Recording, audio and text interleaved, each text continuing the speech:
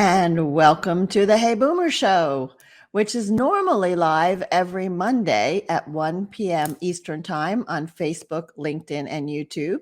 Today is a special show. Typically, the show is also available on your podcast channels the next day. So in real situations, it's going to be available on podcast players on Tuesday. This time, this special show will be available tomorrow, Thursday. Hey Boomer is a show for those of us who believe that we are never too old to set another goal or dream a new dream. It is for lifelong learners who are finding meaning and purpose in their lives and living a fulfilled life. Today, I am excited to share with you some of the people and experiences that we had in Glacier National Park as we went on a Rhodes Scholar tour of this amazing natural wonder. I want to tell you about the people and introduce you to some of them. We were travelers from all over the country. We varied in ages from mid-60s to mid-80s. We had different interests in life outside of the park, but of course, all of us were interested in the park. But being lifelong learners, we are also interested in learning about where we are.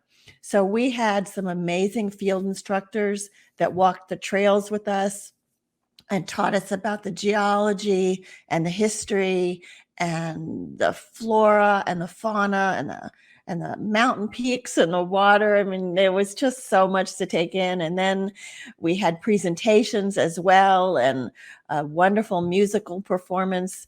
It was really a trip of a lifetime. And it's a place that I hope all of you get to visit at some point.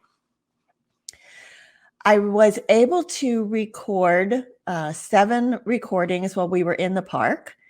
We set up at a picnic table outside the hotel under some cedar trees. And most of the days in the park were warm, started out in the high 50s, low 60s, but warmed up into the 80s down in the valley in West Glacier where we were. But one of the days of my recording started out chilly and rainy and damp. It was very unusual. So you will see potentially some raindrops in the background if you're watching the video of some of those recordings that I did on the second day. So let me start by introducing you to some of the people that were on the trip, or having them introduce themselves to you. Hi, can you tell me your name? Phil Hoffman. Phil Hoffman. Yes. And Phil, how old are you? 75. 75. Okay, Rhonda Cook, and I'm from Atlanta, Georgia. Okay, and Rhonda, may I ask how old you are? I am 66. I'll be 67 in a few weeks. All right. My name is Julie Harston, and I live in Atlanta. Okay, and how old are you, Julie? I'd tell you, but then I would have to kill you. She's one of the younger ones on the hike, so don't let her fool you.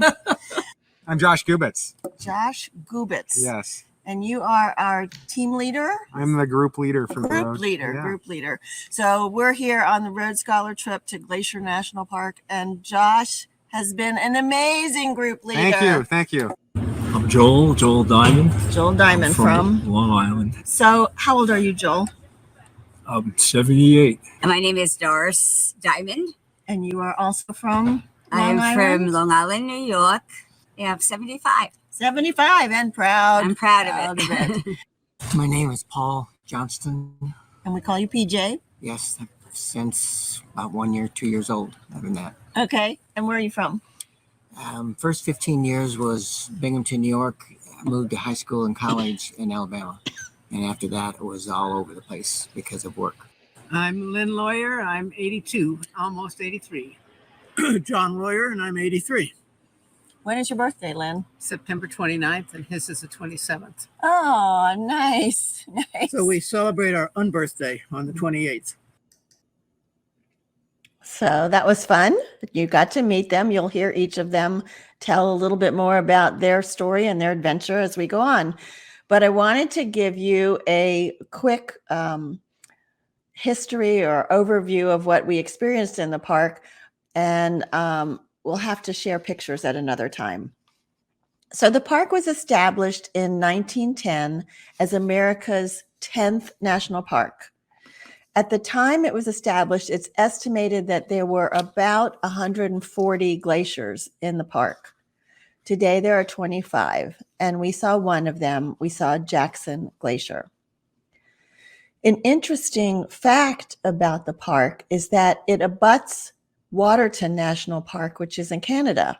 And so the adjoining parks form the Waterton Glacier International Peace Park. So I like that. On the first day, we hiked the trail along Avalanche Creek up to Avalanche Lake. The color of the water coming down Avalanche Creek was an unbelievable aqua blue color, and the force it came down with was just astounding. We learned that the aqua blue color of the water comes from what's called glacial flour, Flour. And that is where the glaciers have crumbled up pieces of rock so tiny, and then that powdery substance is suspended in the water, and it creates that incredible blue. As we came towards the end of that trail and turned a corner, the vista opened up into Avalanche Lake, which was also the same crystal clear blue color and surrounded by these mountain peaks and waterfalls cascading down the mountain peaks off in the distance. It just took your breath away. I bravely stepped into the water too. It was very cold. Also on our trip, we had a close encounter with a mountain goat. That was really fun. We watched this mountain goat traverse its way down a very rocky slope, and then it kept coming closer and closer and did not seem to mind that there were a lot of tourists taking pictures of this mountain goat and, watching him come down. He was losing a lot of his winter fur. It was definitely a highlight for me to be so close to this wild animal. Of course, we gave him respect and distance. Another highlight on the trip was that we got to go up the Going to the Sun Road. So the Going to the Sun Road, if you don't know about it, it's a phenomenal feat of engineering to create this road that really blends in with the landscape of the mountains so that it very, very minimally impacted the mountains as it climbs up to the peak, which is at Logan Pass. And it is the highest point on the road, which is also where the Continental Divide is. But they had a late snow and did not think this Going to the Sun Road was going to open. They were still clearing snow and debris off the road when we got there on July 11th. Our scheduled time to go up was July 13th, and lucky for us, the road opened on July 13th. So we were some of the first people to go up the Going to the Sun Road for this season in Glacier National Park.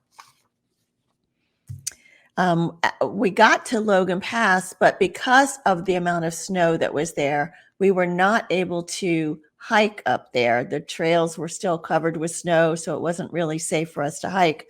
But we did continue on to what's called St. Mary's Lake. We took another hike there, had lunch by a waterfall, another amazing color in St. Mary's Lake as it goes down on the east side of Glacier National Park. So that's a very brief story, but now I want to rejoin Josh Gubitz, our group leader, so that you can learn a little bit about what it takes to be a group leader. So here we go. How many trips have you done with Road Scholar? Well, Can you even count? I think I probably 40 in total. 40. Yeah. Wow. So, All around this area. yeah, there's two that I like to do. I've really enjoyed doing the one that we're doing this week. And I like doing the intergenerational programs, which is grandparents and grandkids. Yeah. Yeah. So what got you into this? Well, I was working for a nonprofit organization in Whitefish, and we were giving presentations for Road Scholar programs about water quality in the area, specifically kind of this crown of the continent ecosystem. We're the top of the watershed here, so we have all this beautiful water, as we've seen this week, just flowing through the park. And my background's in water quality, so there was kind of an opportunity for me to give presentations on water quality. And as I kept doing it, I said, I kind of discovered that I really enjoyed doing the Road Scholar program. So I started doing more presentations, and then now I'm, in the last 7 or 8 years, I've been doing group leader. Josh, what does it take to be a group leader for a Road Scholar trip? Well, that's a good question. It's not very hard to work with Road Scholars or be a group leader because for the most part, the Road Scholar participants are just amazing people. They're lifelong learners. They're patient. They are a part of a group dynamic. They fit in with each other. So what does it take to be a group leader? I guess it does take a little bit of practice coordinating. And it also takes a little, I guess, knowledge of place. So some place-based knowledge. It does. You divided up the hikes based on kind of skill level, but everybody went with an experienced, naturalist or ecologist? Tell me more about that. Yeah. So this program is pretty popular.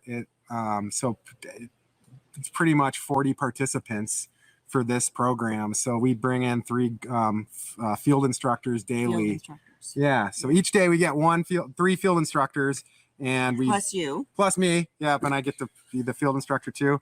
And we break up into groups, 4 groups, and we rotate, taking turns on varying levels of distance and elevation covered for the hikes.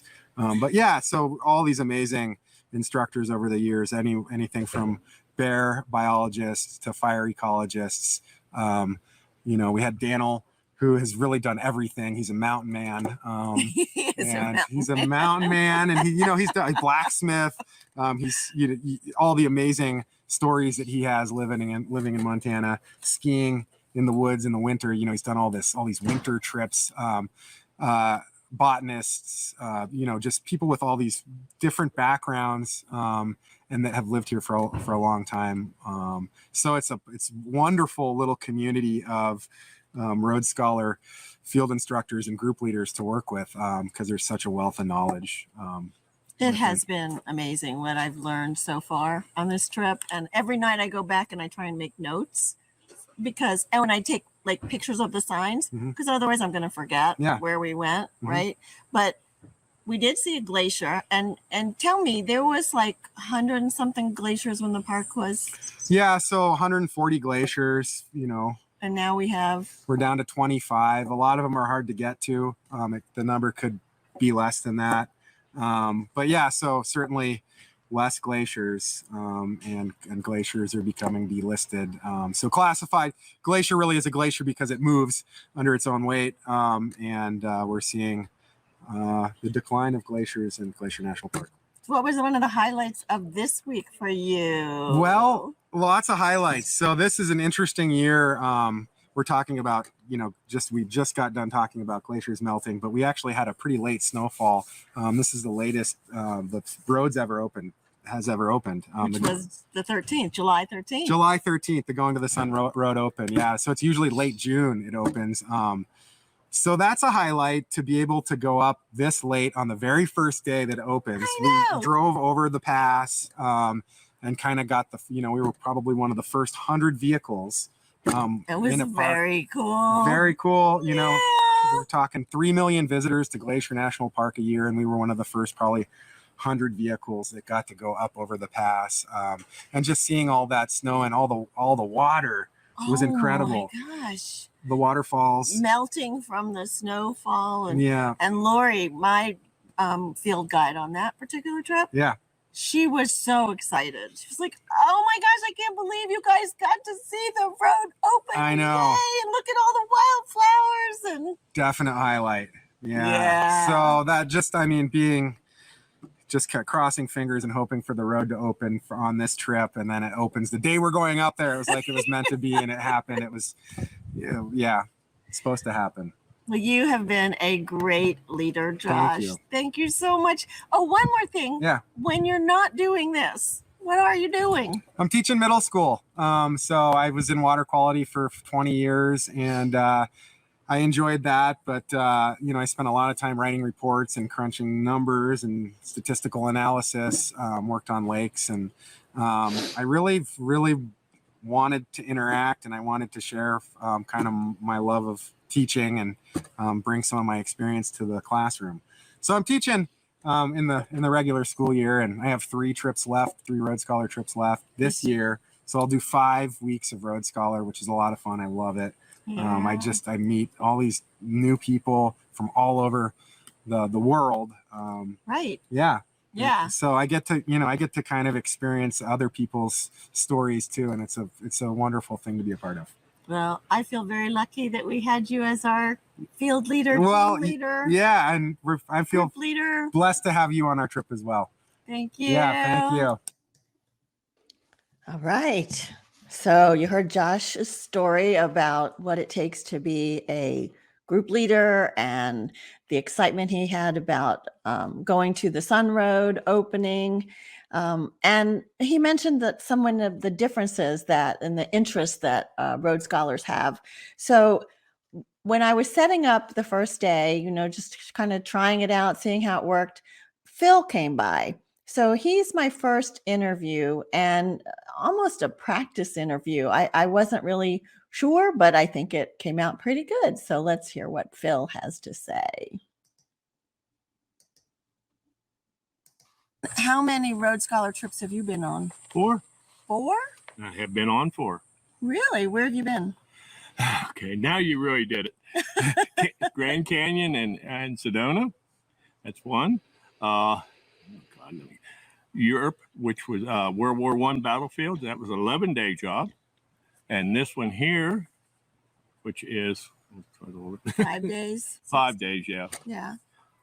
And went to Amsterdam. How do you like that? He went to Amsterdam. Yes. Okay. So you live in Holly Springs, North Carolina. Yes, right? I do. Right. And the whole point of my show, Phil, is you're never too old to set another goal or dream a new dream. Nothing Okay. wrong with that. Right. So at 75, you are doing what? Going on my own on these trips. Going on your own on these Yeah. trips. Yes. Good for you. I love it. I love it. And what else are you doing? Well, I work, believe it or not, 20-hour weeks. And also I work with children in the fall and spring of the year at shooting at Lee County Wildlife. Yeah, teaching them 22 rifles and all. Do you? Yes, we have quite a program done. We had over about 106 kids this year. So you teach them like rifle safety? Marksmanship and safety, and that got to respect their weapon. Yes, you do. Yes, you do. It's not a toy. No, it's not. It's not a toy. Been doing that for 5-6 years now. Okay, and you've got a grandson near you? I have a grandson near me in Nickstown, Cary, and he's going to Wake Tech. Good for him. All right. Would you recommend Road Scholar to your friends and family and people that are watching? Yes, I would. I think it's a great program, especially for over 55. That's the catch. You could bring your grandchildren, though. They do have a program. Grandmother, grandfather can bring their grandchildren. And was there anything on this trip that particularly stood out for you? The majestic part of the glaciers. Right. I mean, this country here is unbelievable. It's all nature. It's nature, what nature did. Yeah, it is. Thank you, Phil. You're welcome. So Phil was fun. He was a character and we enjoyed Phil. A fun fact about Phil is that his wife was aware of Hey Boomer, and she had actually told Phil before he went on the trip that I might be on the trip. So thanks, Pat. Hope you're watching. The third person that I interviewed on that first day is Rhonda. And Rhonda retired a few years ago from the Atlanta Journal-Constitution. And she has an amazing story that she broke and uncovered while she was at the Atlanta Journal. And so I'm going to try and get her on a show later on. But for now, I want you to meet her and hear about her experiences, what she thought were highlights, and what she's doing now, because we are all involved. I met Rhonda out here on the trail. We were hiking. Was to Avalanche Lake, right? Yes, Avalanche Road. Yeah, which was amazing. Oh, it was. It was exhausting, but it was just beautiful. And I sent a picture of it from my nephew and didn't say where I was, but that's the first thing he shot back, Avalanche Lake, because he's been there. Ah, so he got it. So, Rhonda, can you tell me a little bit about what you were doing before you decided to go into your next act?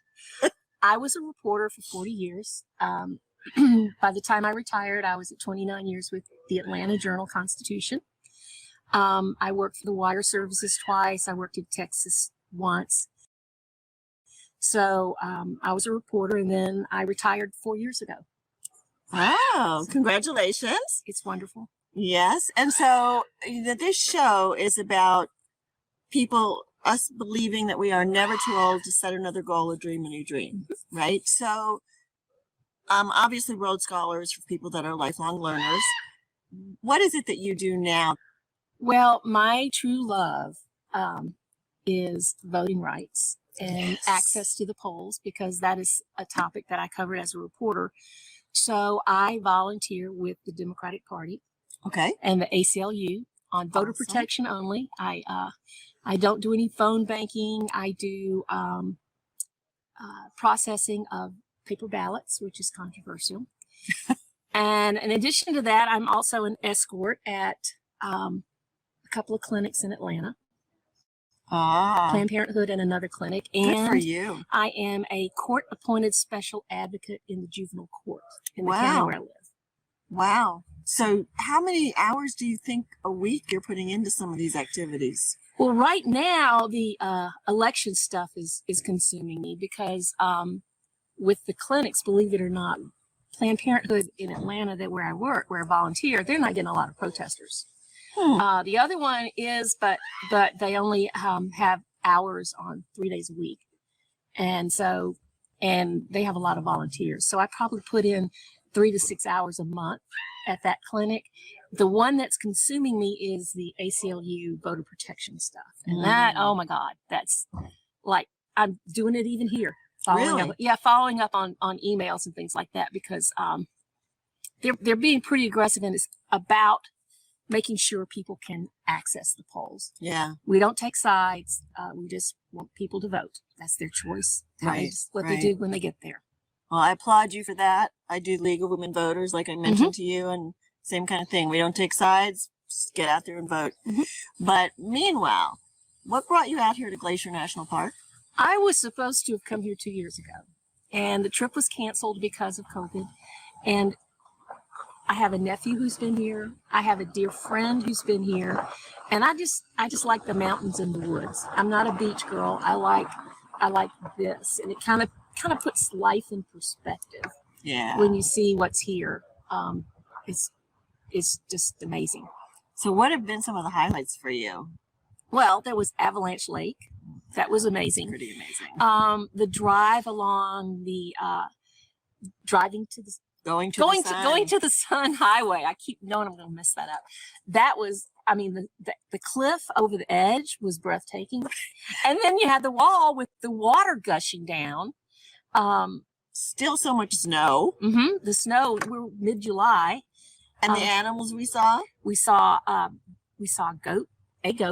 Yes. And we saw a whole bunch of sheep, the mountain goats, the big mountain sheep. The bighorn sheep. Bighorn sheep, that's it. Yeah. They're all males, because we could tell by their antlers. Yeah, which was really cool. Did your group see any bears? No. No, we never saw bears. I really want to see bears. I want to see wolves, and I want to see, well, the wolverine is elusive. Yeah, the wolverine. In fact, I think Josh said they've only seen one once. Yeah. So Yeah. the bear I would really like to see. So how many Rhodes Scholar trips have you done? This is my first. And Rhonda also is our news hound. So if we need to catch up on any of the news, Rhonda keeps us informed. I do. I'm paying attention. I'm reading it all. You are. Yeah. You are. One of my highlights is just meeting people like you. Yeah. It's been pretty cool. Yeah. There's a wide range of ages and abilities and interests and the older people, they don't care about stuff. You know, they're pretty easygoing. There's nothing to prove. Older, like in their 80s, right? Yes. We've had people on this trip in their 80s walking the trails with us. It's pretty impressive.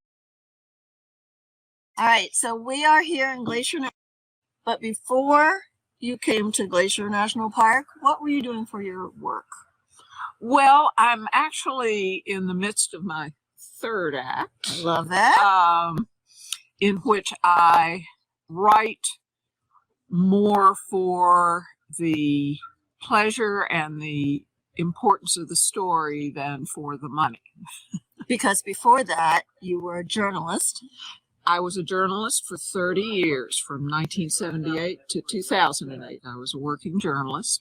I worked in a little bit of everything: daily newspapers, weekly newspapers, magazines. I pretty much ran the gamut. And you retired early from the Atlanta Journal-Constitution? I didn't retire. Okay. I took a buyout. Took a buyout, right? They were, what can I say? The writing was on the wall. Times were getting lean, and they made a very generous offer that allowed me to continue to collect my salary for a pretty good period of time, based on how long I had been with the Atlanta Journal-Constitution, which was my last journalism job, and continued my health benefits. So it gave me a cushion in which to figure out what to do next. Right. So that's an interesting point. So how long did it take you from when you left the Journal-Constitution to when you decided what your third act would be? Well, there was a second act. Oh, there was a second act. What was the second act? So, well, actually, I was one of the more fortunate among my colleagues. Not everyone who took the buyout landed right away, but I did. By the time I walked out the door, I had an offer on the table from a boutique public relations firm to come work there and learn the communications consulting business. Okay. And then you, as I recall, went out on your own with that for a little while. Yes, I worked for the firm for 5 years, and then I just, as they say, hung out a shingle. Formed my own firm specializing in sustainable products, companies, and initiatives. So you are definitely an example of we're never too old to set another goal and dream a new dream. That's right. What brought you to Glacier with Rhodes Scholar? Well, obviously, I've lived a life that in which I have tried to be informed and to learn more and dive deeper and understand the world around me a little bit better. And that's the beauty of the Rhodes Scholar experience, is that you're not just in this beautiful place experiencing all these wonderful trails and waterfalls and lakes and wildlife, but you're actually learning something about them and about the history of the place, and it gives you a deeper appreciation for the experience that you're having. So what has been a highlight for you of this trip? Oh my! I know, it's a hard question. Hard question. I loved the music that we heard this morning, in particular because it was it was created by someone who was born here and grew up here and whose view of the world and whose experience of this place informs his music. And that was, and so he could talk a lot about history and culture, and that's all incorporated into his wonderful songs. Yeah. I enjoyed that. I loved our hike to Avalanche Lake. It was really gorgeous. It was outstanding. I mean, we threaded our way through the lovely groves and the deep woods, and got to experience that. And then it opens up into this crystal blue lake with waterfalls on the far side. It was breathtaking. Magnificent. Breathtaking. And you can see why Julie is a journalist. Your way with words is beautiful. Thank you. Thank you. Julie invited me on a hike with her in May to go to an inn that you hike up to in Amicalola Falls in Georgia. So I have to continue staying in hiking shape for that. And I also mentioned that the musician that Julie mentioned is named Rob Quist, Quist. You can find Rob's music on YouTube or probably Spotify. So check him out. It really was a treat to have him perform for us. My next guests are Joel and Doris Diamond. So Joel and Doris have multiple interests and things, and they are passionate about the things that they're interested in, which you'll hear in the discussion. But we also got interrupted by rain while we were recording. So we had to move and come back and set up. So the background, the scenery looks a little different, but I think we managed to get their story told. So here is Joel and Doris Diamond. So I'm here with Doris and Joel Diamond. And so how many Rhodes Scholar trips have you been on, Doris and Joel? This is my sixth. Sixth trip. Okay. Can you tell me where you've been? I've been to Alaska, where we went to Denali and the Kenai Peninsula. And we took our son, was along with us at that Rhodes Scholar trip. Nice. And this one. And then I'm fascinated by photography. It became a really big hobby of mine. So I've gone to 4 Rhodes Scholar trips where there were expert photographers and took us out in the field and taught us things. One was in Costa Rica. It was great. It got us real close to the hummingbirds. I got great pictures. It was so much fun. And then I never pronounced it right. Chincoteague, where we saw the wild ponies, and there was again, they get us up like at 5 o'clock in the morning, which is great because I would never do that myself. All right. I always wind up taking pictures of the midday sun, so this gave us a chance to really get out when the light was great. And I was in one in New Hampshire and one out in Sedona. Nice. I would like to ask you and Doris and Joel what you were doing before what you are doing now, like your job before you went into this next act of your life. I was a 4th grade teacher most of the time in the same classroom, the same school. It was very, I really enjoyed it. I still dream about teaching all the time. That's nice. And what you're doing now? What am I doing now? I'm working with, help Joel with the multicultural solidarity, and I'm going to let him speak more about that. Yeah. I do a lot of photography. I've taken classes at Stony Brook University that are especially for retired people, taught by retired people, volunteers, and I really learned a lot about photography. And now I teach I teach a class once a week. Nice. I love doing that.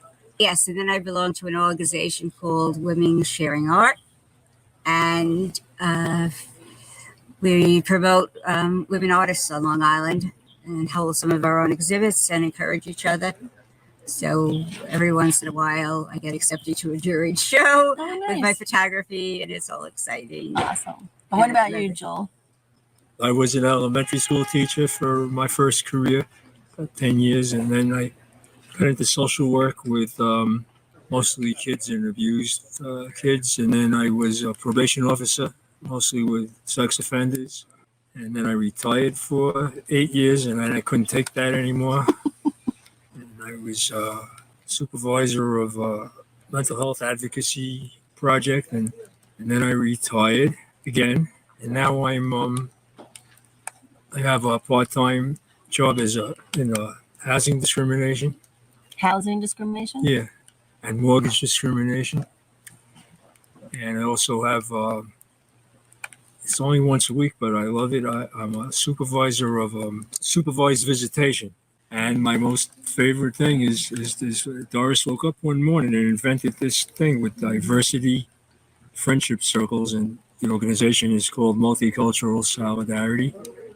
And I'm one of the co-presidents, and we have a board with lots of diversity, mostly global majority people, and I spend most of my time organizing that and spreading that around. And multicultural solidarity tries to interrupt this thing where race and social structure separates us from each other. I think 75% of white people in America don't have a single non-white friend. So we try to improve that and spread that around.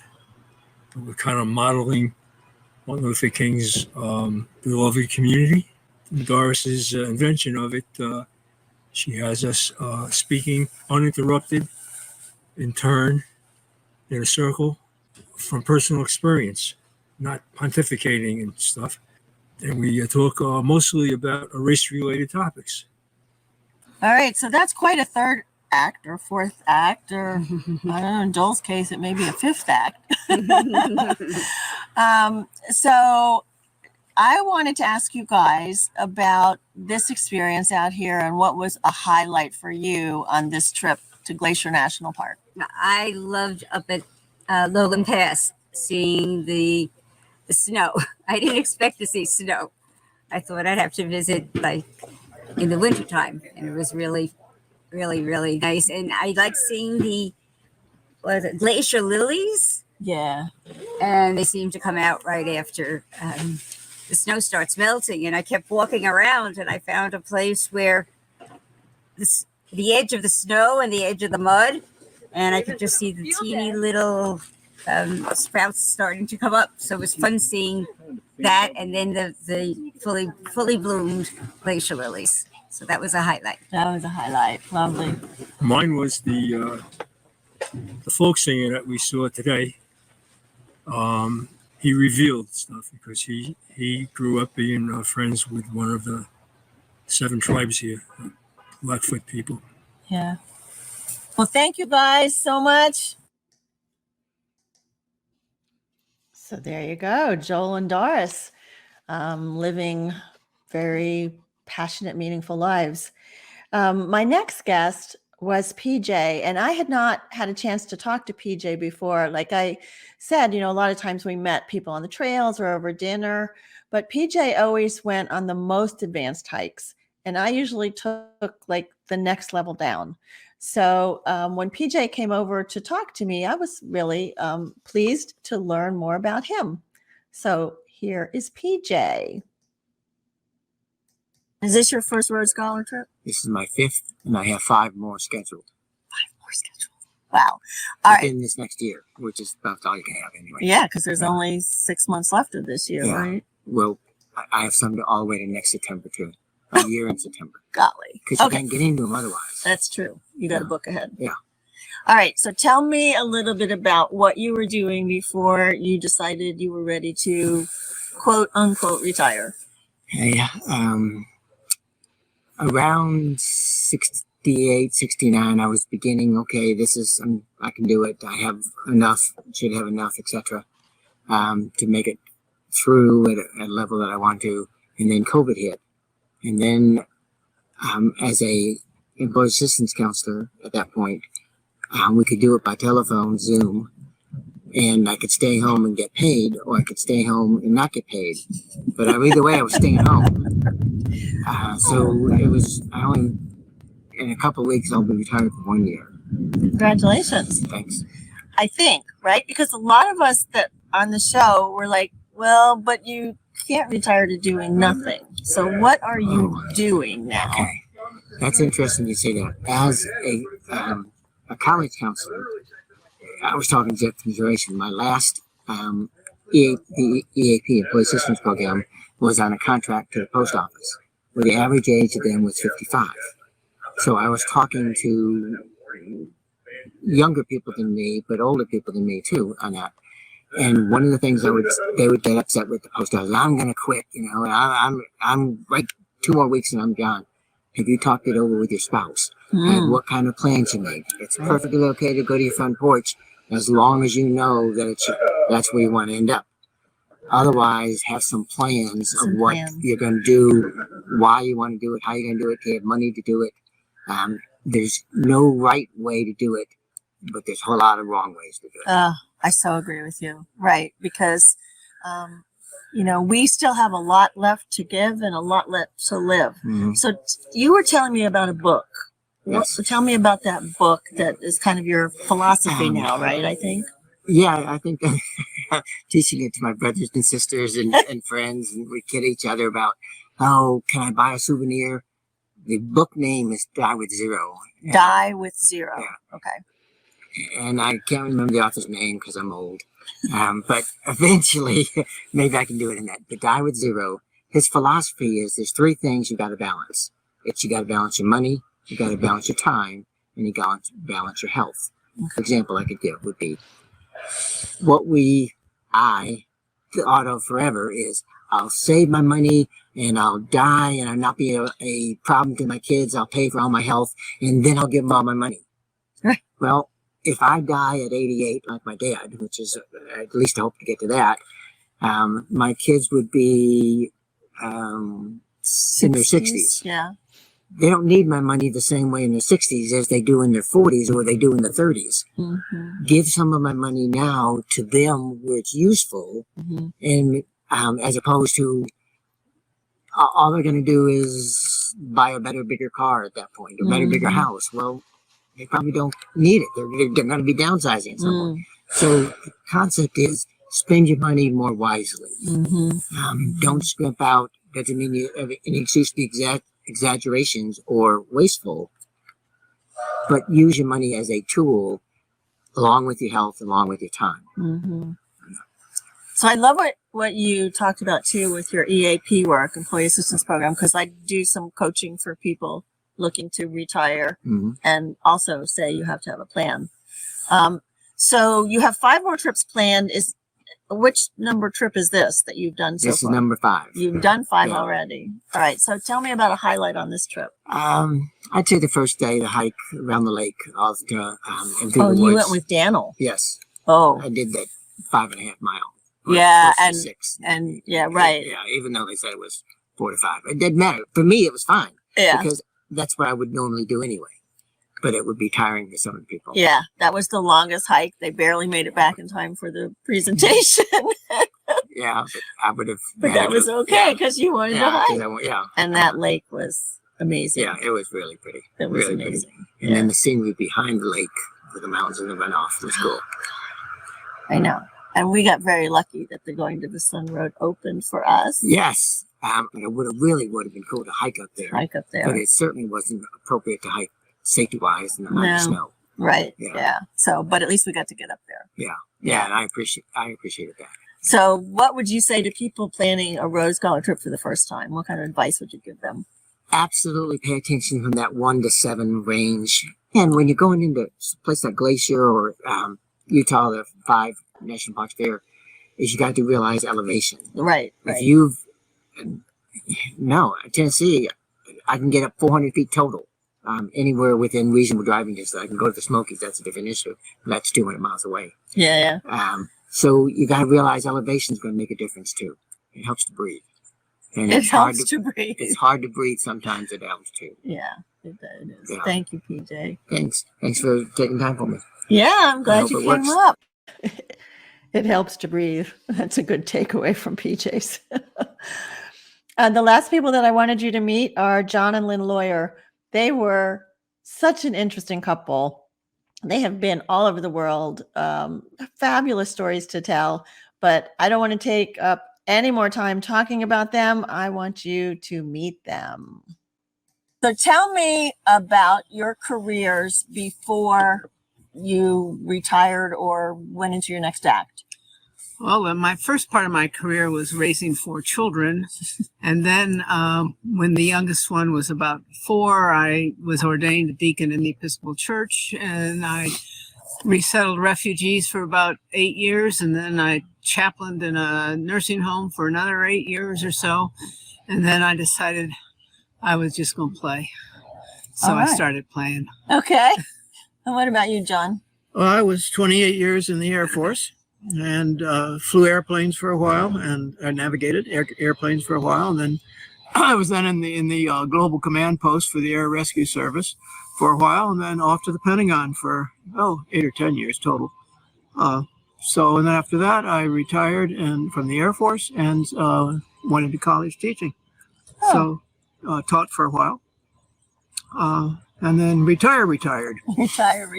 Yeah. All right. When we say you're never too old to set another goal or dream a new dream, I'm wondering if you guys have some dreams that are coming up for you.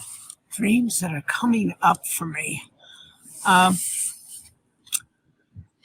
don't know how I would say that. It's just, it's surprises all the time. You know, we're enjoying grandchildren and great-grandchildren, which has always been part of the game, but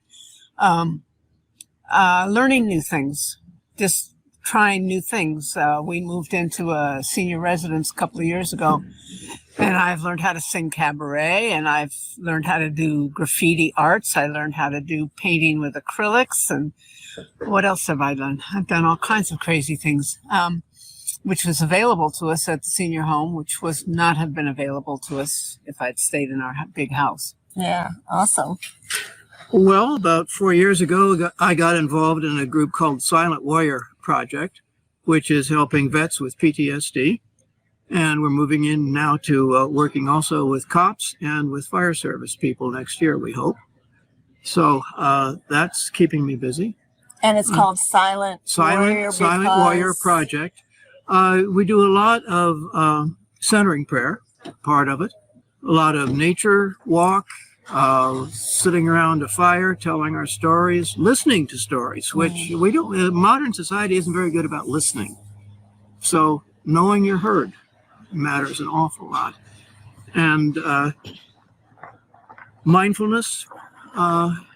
It's just the whole combination. No one magic button works for everybody, but hopefully out of the toolkit we have, everybody will find one or two that work for them. And big thing has been learning how to care for somebody out of our wounds, out of our injury. Because again, modern society, we relate to each other out of our accomplishments. Hey, I've done this. I've done that. Oh, you did that too. Wonderful. But we've had to learn how to relate out of our wounds, out of our brokenness. You know, tell me where you're hurting and why. Wow. And that's been a whole new dimension. And that's where the healing comes from. And our motto is we heal together, because we do. It's always mutual. Wow. We're peer-to-peer. And did you start this? No, I was involved in the founding of it, but another man who actually got it going. Interesting. Interesting. I mean, this is one of the things I love about Road Scholar, is that you meet people that are lifelong learners and that are doing so many interesting things. And it's certainly been my honor to meet you two. So tell me about, how many Road Scholar trips have you all been on? This is my 29th. I've been about 25. She's on a couple more than I've been. Well, I'm not going to ask you to name them all. No. Started with China, and we've done a lot of them overseas. When we were younger, it was a lot easier to go overseas. And then we've been doing national parks, and we've been we did Newfoundland and a lot of Canada and things like that closer to home. But we're going to go to Alaska next year to see Denali, which is one of the things I've wanted to do. So, yeah. So, and what have been some of your favorite trips? Oh, heavens. Heavens. Italy, Newfoundland, Scotland, Costa Rica, for sure, Costa Rica. I've got to get there. I've done 2 service projects. One of them was monitoring turtles, sea turtles in Suriname, where I had to walk the beach by the Caribbean in the middle of the night. Oh, it was so hard, but it was so incredible. I have hugged a loggerback turtle, and that is something that not everybody gets to do. Most people can't say that. And so that was fun. And one was monitoring humpback whales in the Pacific Ocean. That's so cool. Which was fun. So I think my favorite was Newfoundland. And part of it was the group, part of it was the scenery, which is spectacular, part of it was the place. Saying is, why don't knock-knock jokes work in Newfoundland? And the answer is you say, knock, knock, and the other person says, come on in, the coffee's ready, it'll be... So what are you going to do? But they were we felt very much a part of the member of the family, every place we went. it was fabulous. And It really just was. warm and welcome. And The group melded very quickly, and that was the most bonding group that we've been in. I'm still in correspondence with several people from that group. Nice. So What about this trip? What has been a highlight for you on this trip? the scenery is mind-boggling, and again, an appreciation for our country and the magnificence of our country. Until you see these parks out here, you don't have a clue about some of the beauty that we have right here at home, and that's kind of fantastic. Well, right now I'm all hyped up for the river rafting this afternoon, which we haven't done, so I can't say, of the things we have done. I think probably Logan Pass, being up on the Continental Divide. Okay, that way is the east, that way is the west, and the mountains all around. Everybody was running around looking for an animal or two. I know. And I love animals and all the rest, but I said, hey, look, there's a peak. It's just sitting there. And there's another one over there, and there's one back here, and they're all magnificent. And it is the total surround, the 360-degree bit. And maybe a little bit of hypoxia from being at 6,000 feet or whatever, but and the sunshine and snow, so we could tromp through the, not quite glacier, but was a glacier at one point. Yeah, I know. The guides were really good. Yeah. The guides knew their stuff, and they knew where they were. And Daniel, who could name all the peaks that we were looking at, how anybody can memorize which one is which, I have no idea. And of course, was he accurate? Probably he was. We don't know. Well, there's Smith Mountain and Jones Mountain. We have no idea. Sure. Yeah. But Same with the plants. Right. See, that's called yellow flower. Yes. Oh, my favorite was what do bears eat? And the answer is they're opportunivores. I said, hey, kinship here. Yeah, give it to me and I'll eat it. That's right. All right. Well, and you guys have the Denali trip. Do you have any other trips lined up yet? no, Alaska next year. that's it. Yeah, Denali.